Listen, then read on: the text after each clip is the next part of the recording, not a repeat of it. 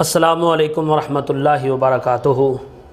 یا ایھا الذین آمنوا کتب علیکم الصیام کما کتب علی الذین من قبلکم لعلکم تتقون۔ اے ایمان والو، اس لیے تمہارے اوپر رمضان المبارک کے روزے فرض کیے ہیں تاکہ تم پرہیزگار بن جاؤ۔ تو معززین، آج دو باتیں ایسی ہیں جو میں آپ کے سامنے بیان کرنے لگا ہوں۔ رمضان المبارک کے مہینے میں کسی بھی کیفیت اور حالات میں یہ دو کام نہیں کرنے۔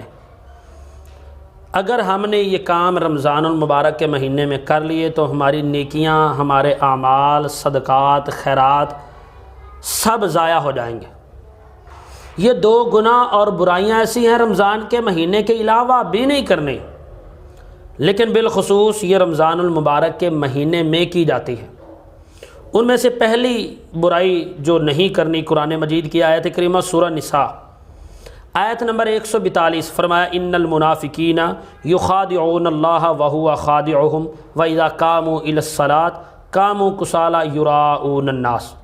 وہ ہے دکھلاوا، ریاکاری۔ قرآن مجید کی دوسری آیت کریمہ سورۃ البقرہ آیت نمبر 264 میں فرمایا، ایمان والو لا تبطلوا صدقاتکم بالمن والاذی کالذی ینفق مالہ رئاء الناس، کہ اس آدمی کی طرح جو دکھلاوے کا عمل کرتا ہے اور اپنی نیکیاں، صدقات، خیرات ضائع کر لیتا ہے۔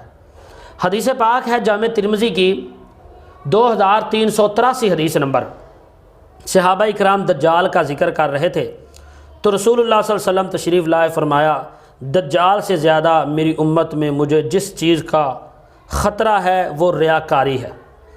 تو رمضان المبارک کے مہینے میں کچھ کچے ایمان والے لوگ اس انداز سے ریاکاری کرتے ہیں کہ یار میں نے اس مہینے میں بہت افطاریاں کروائی ہیں، میں نے اس مہینے میں غریبوں کے ساتھ بڑا تعاون کیا ہے، میں نے اس مہینے میں بڑے صدقات خیرات کی ہے۔ یا کسی سے پوچھیں گے آپ نے روزہ رکھا ہے؟ جواب ملے گا جی، تو کہا جائے گا میں نے بھی روزہ الحمدللہ رکھا ہے، اور میں پچھلے 20 سالوں سے روزے رکھتا آ رہا ہوں، میں نے کبھی ایک چھٹی بھی نہیں کی۔ بھائی کیا ضرورت ہے؟ اگر تو نے اللہ کی رضا کے لیے روزے رکھے ہیں تو کسی کو بتانے کی کوئی ضرورت نہیں۔ یا کہ یار میں نے تو آج روزہ بھاگتے بھاگتے رکھا ہے، کچھ بھی نہیں تھا گھر میں، بس کھجوریں تھیں، میں نے جلدی جلدی کھجوریں کھا لی، بہرحال میں نے روزہ نہیں چھوڑا۔ تو یہ ہے ریاکاری۔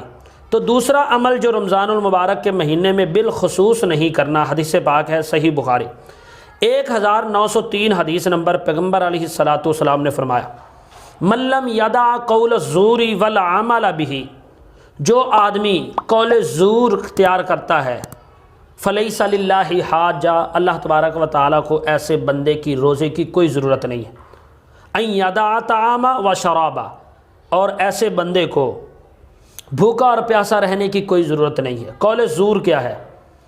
روزہ بھی رکھ لیا، جھوٹ بھی بول رہا ہے، جھوٹ بولنے کی عادت ہے، مسجد میں بیٹھا ہے، صف میں بیٹھا ہے، وضو کر کے بیٹھا ہے، روزے کی کیفیت میں بیٹھا ہے، جھوٹ بول رہا ہے، روزہ بھی رکھ لیا ہے، غیبت بھی کر رہا ہے، چغلی بھی کر رہا ہے، روزہ بھی رکھ لیا ہے پکے اور سچے مسلمان نے، لیکن روزے کی اہمیت پہچانی نہیں، گالیاں بھی دے رہا ہے، تو یہ ہے قول زور۔